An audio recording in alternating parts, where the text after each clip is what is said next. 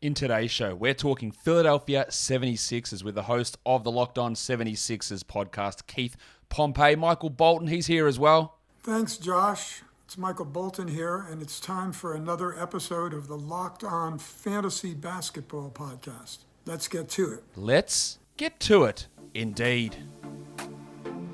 You are Locked On Fantasy Basketball, your daily fantasy basketball podcast, part of the Locked On Podcast Network.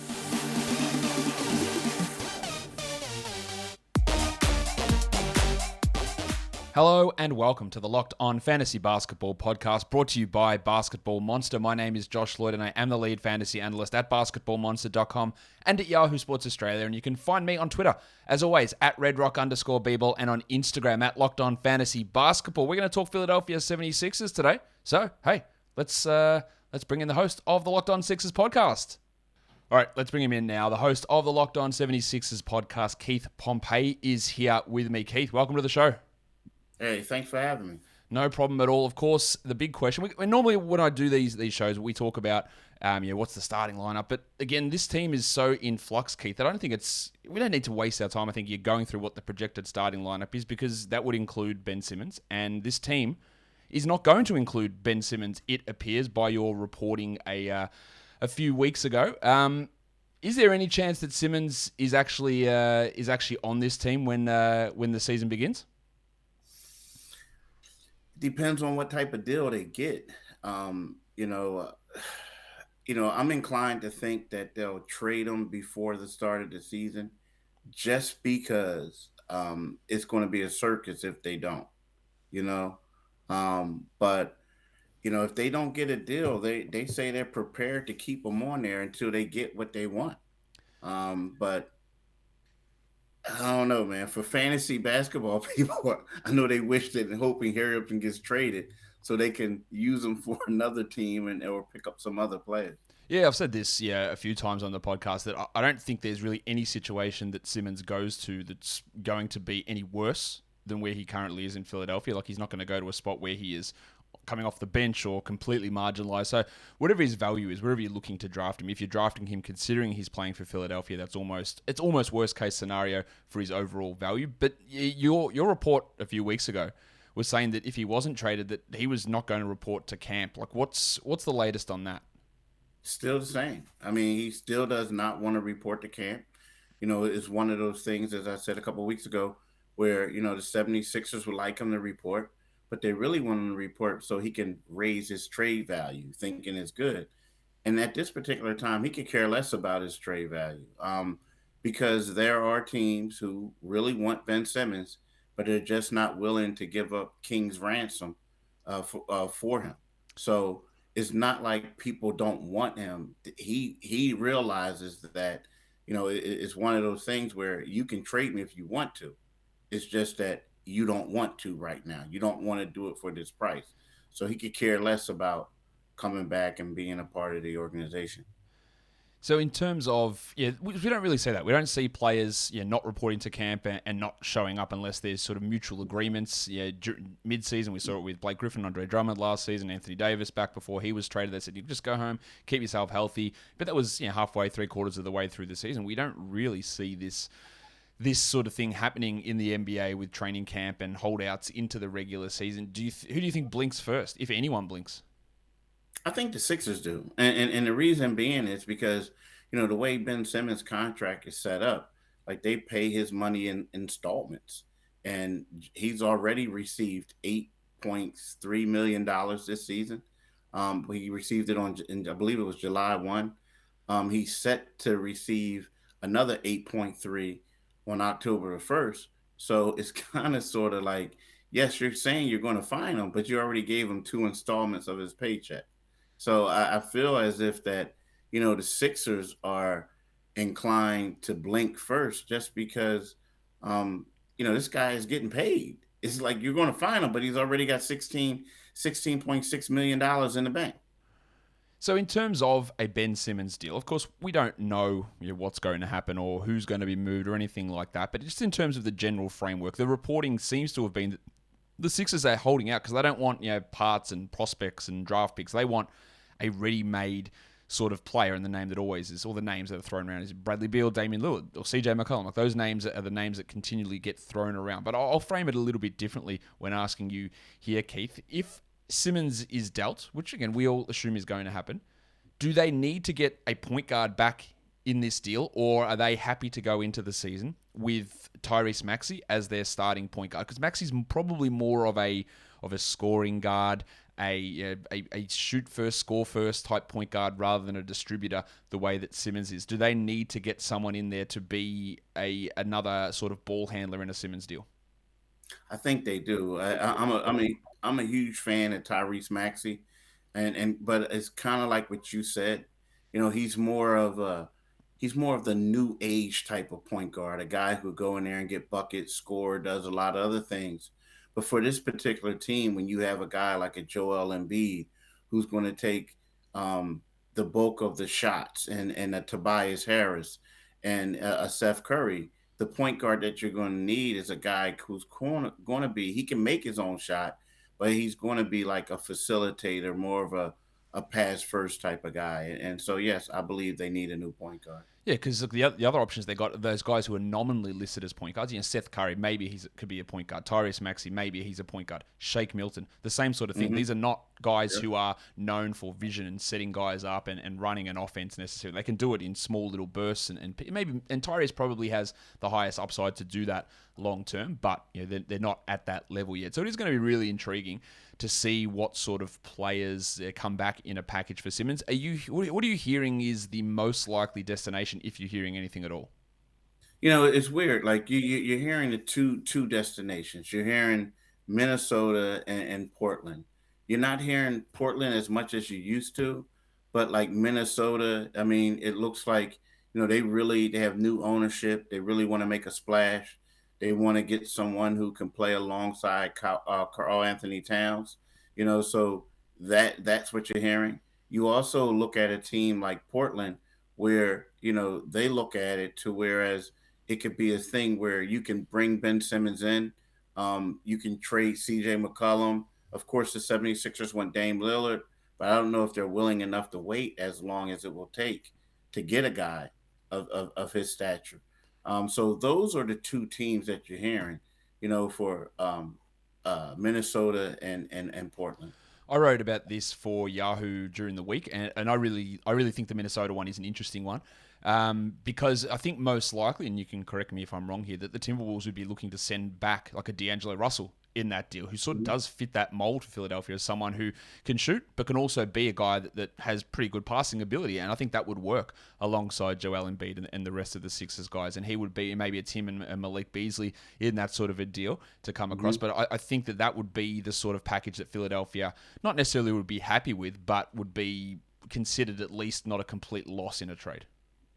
Yeah. Now, the whole thing about that is like, those two guys are great, and if they can also somehow get the guy Jaden McDaniels, the guy, the power forward, if they can get him in there, I think that will be a good mix of three players for Ben. But it also, I think the 76ers also want, some draft picks, and I know that's not really what the fantasy thing is all about, but I think that could be a holdup. But those three players, yes, it would be great. Now, my only question is, we look at it. But, the point guard would have to, Russell would have to play a little differently than he's used to. Now, I know he had Karl Anthony and all that, but in this system, you're not going to come down and it's not going to be about Russell being the first option, so to speak. So he's going to have to, slow down and pass a little bit more. Like you said, he's a great passer, but he's going to have to pass a little bit more than he's used to while playing with Embiid. Yeah, we saw him do it a little bit towards the end of last season when Anthony Edwards took a step forward and he was playing more. He came off the bench for a lot of that time as well, playing as that third guy behind Edwards and Towns. So I think he can do it, especially if he's going to get humbled by getting traded for the fourth time in his career. Perhaps that would be be a thing that I think that could work. I think that's something that could work, Keith. Before we get on to the next part of the show, football is back, and the best place to place all of your football betting action, whether it's pro or college, it's Bet Online. We saw the season opener go down yesterday, and Bet Online remains your number one spot for all of your football betting action. So head to the website, use your mobile device, and you can sign up, and you can receive a 100% welcome bonus by using our promo code LOCKEDON. Also, join Online's biggest $500,000 NFL mega contest in the world's largest $200,000 NFL Survivor contest at Bet Online. It is the fastest and easiest way to bet on all your favorite sports, from football, basketball, boxing, or even your favorite Vegas casino games. So don't wait. Take advantage of all their offers for the 2021 season. BetOnline are your online sportsbook experts.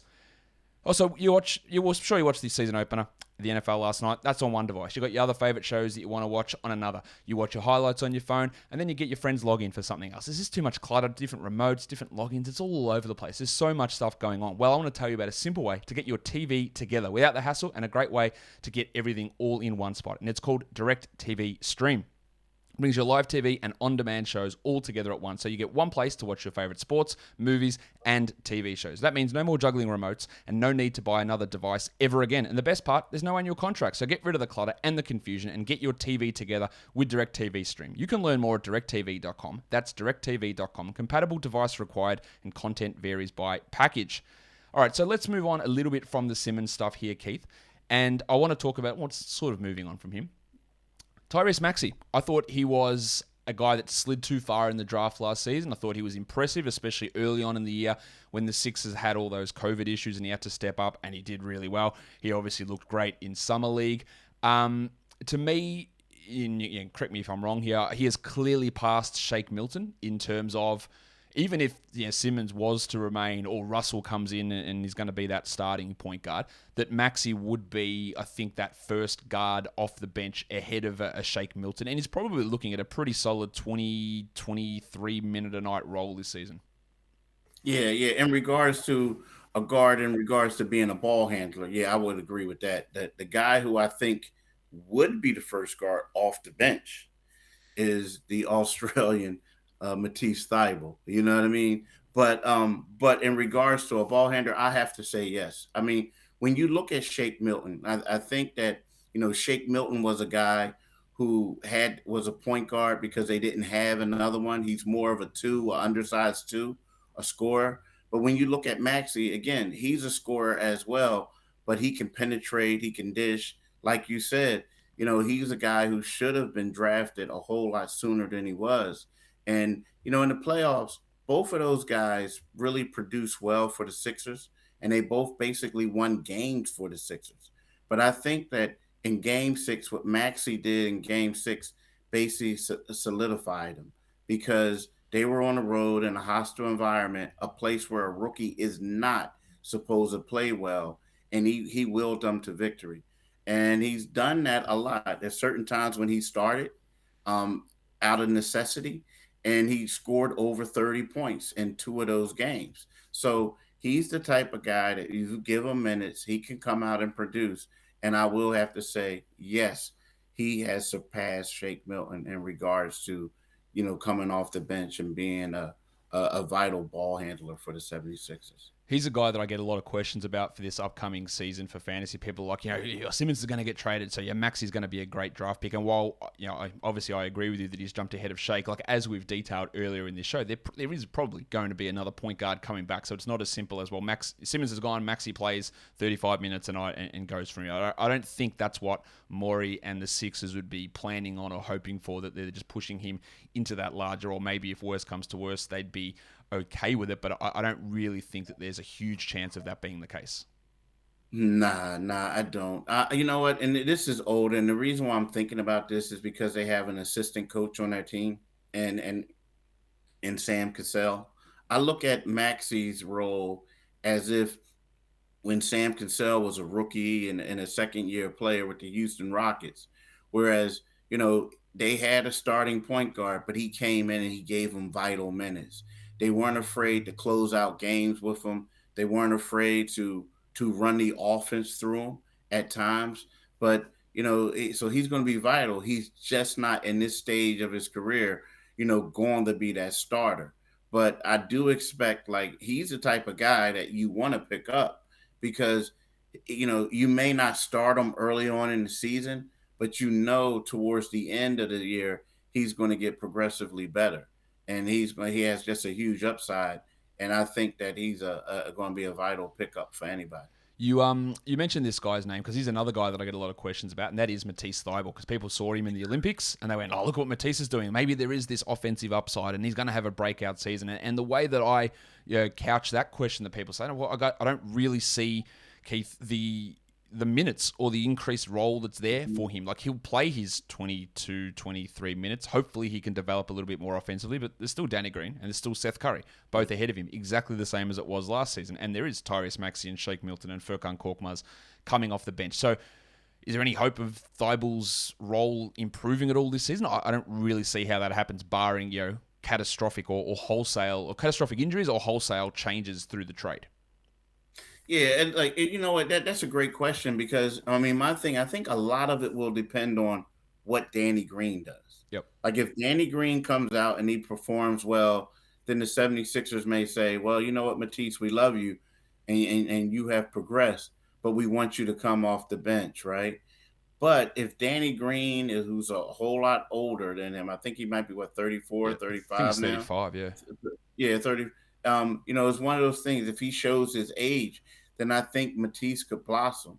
And another thing is, the thing about Matisse is, we all know what he can do on a defensive end, but he never really had an opportunity to get a summer because of COVID to focus on his offense. I think he gained some confidence in the playoff. He gained more confidence, playing on the Australian national team, the Boomers. And I think that, right now he was a guy who was in the gym working on his shot. So, but I do believe if Danny Green struggles a little bit, I think they may go with the young one, because in the offense, he can be a guy who they look, especially if Ben leaves, he's going to be a guy that's going to be the primary defender, so to speak, of opposing teams' best offensive player.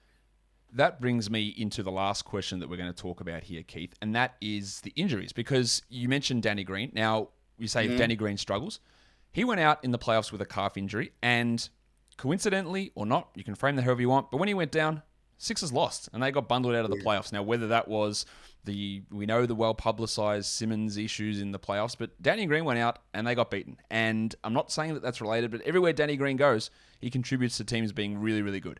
So, how is his calf injury? Is he ready to go? I assume he is. Yeah, he is. It was one of those things where, I was talking to sources and everything when it happened.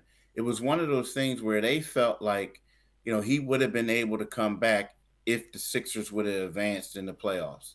They felt like he would have been able to play at some point in the Eastern Conference, so he's fine. So I think that, he'll be ready to go and everything. And let's face it, he had a couple months to test it out and everything like that. So, he's fine. He's fine. And the other one, the big one, of course. Let's talk about the big fella. Joel Embiid had that torn meniscus, I think it was, in his knee that he played through. What happened in the off-season there? Was there any surgeries? Is there any lingering concerns about that particular knee injury heading into training camp, or is he ready to go? He's ready to go as well. Now, what they're saying is that he doesn't have to have surgery at all.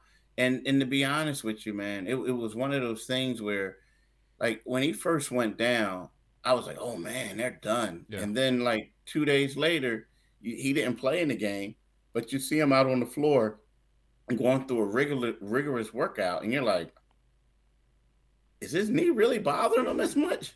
Now, again, when they were playing every other night in the playoffs, you can see, like, the fatigue. He kept messing with the knee brace, the whole nine. But yeah, they say that his knee is fine. And when you look at him, he looks like to be in the best shape of his career right now. The question, just to add on to this Embiid, then I'll let you get out of here, Keith. The last question about Embiid is that people will be always hesitant about drafting him in fantasy because they're like, oh, he sits all back-to-backs. But let's dispel that now, because he played in a chunk of back-to-backs last season. There will be some, I am sure, that he sits this season, but it is not, and again, correct me if I'm wrong, it is not a plan for the Sixers to go in saying Joel Embiid is sitting one game of every back-to-back this season. Yeah, that's not the plan. I mean, I think to him personally, he knows the knock on him, and it's one of those things where he really wants to will himself to play. And also, guys always say team first, right? Mm. They always say that. And I'm really intrigued to see what Joel's going to do, because even though he'll say team first, he's itching to play as many games as he can, because in his eyes, he was the MVP last year. He just so happened to not play in enough games, and that's the reason why he didn't get the votes. And when you look at it, I believe Joel only got like 9 votes or something like that for first place. I believe that's the number. So that's motivation enough for this guy to come out and try to prove everyone wrong and to dominate this year. Yeah, I've said that on this podcast before. Like, don't be surprised if is this the season that he plays 75 games? It really could be. Like, it might not be, but we're not. Yeah, He's not one of those guys that will just wipe 13 games off straight away because he's sitting every back to back. That's just not what is going to happen. They'll play it by ear and they'll see how he's going. Keith, that'll do it for us. Thank you again for coming on, chatting about the Sixers with us. You've got a busy time coming up when this Simmons trade eventually does go down, and all of the news will be over on the Locked On 76ers podcast. Keith, thanks for coming on with me. Hey, thanks for having me, my man. All right, well, that was great chatting with Keith about the Philadelphia 76ers. Before we get out of here, I've got to tell you about Rock Auto. It is the best place to look for parts for your car. You don't want to go to a local chain auto parts store. That's a waste of time and everybody's money. You're going to go to the bloke behind the counter. He's going to tell you he's going to have to look up the part and he's going to have to order it, and you have to pay too much for it. Get that garbage out of here. Go to rockauto.com and find all the parts available for your car or truck right there on their website. Search whatever it is, part you need, brake parts, tail lamps, motor oil, even new carpet. And when you do that, go to rockauto.com and tell them in their How Did You Hear About Us box that Locked On sent you. So just write Locked On so they know that we sent you. Amazing selection, reliably low prices, all the parts your car will ever need. rockauto.com. You know what it is, the best tasting protein bar ever. It is, of course, Built Bar. These bars are unbelievably delicious. I'm still Built Bar. If you're out there, send me the coconut brownie chunk. I want to have a crack at those ones. They sound delicious, but cookies and cream is there. Raspberries there, strawberry, orange, all of the great delicious flavors, but they are not just delicious. They are also good for you. They are healthy. 17 to 18 grams of protein, 130 to 180 calories, only 4 to 5 grams of sugar across the bars, and 4 to 5 grams of net carbs. So, get yourself a mixed box. Get yourself a box of cookies and cream. Get yourself some grasshopper cookie flavors. Whatever it is, get yourself some Built Bars and do it at Built.com and using the promo code LOCKED15, LOCKED15. That is Built.com using the promo code LOCKED15 for 15% off. Built Bar are the best tasting protein bars ever. That will do it for us today. Don't forget, follow this podcast, Apple Podcasts, Google Podcasts, Stitcher, Spotify, and on the Odyssey app. Leave a thumbs up on YouTube, subscribe, hit the notification bell. Guys, we are done here. Thank you so much for listening, everyone. See ya.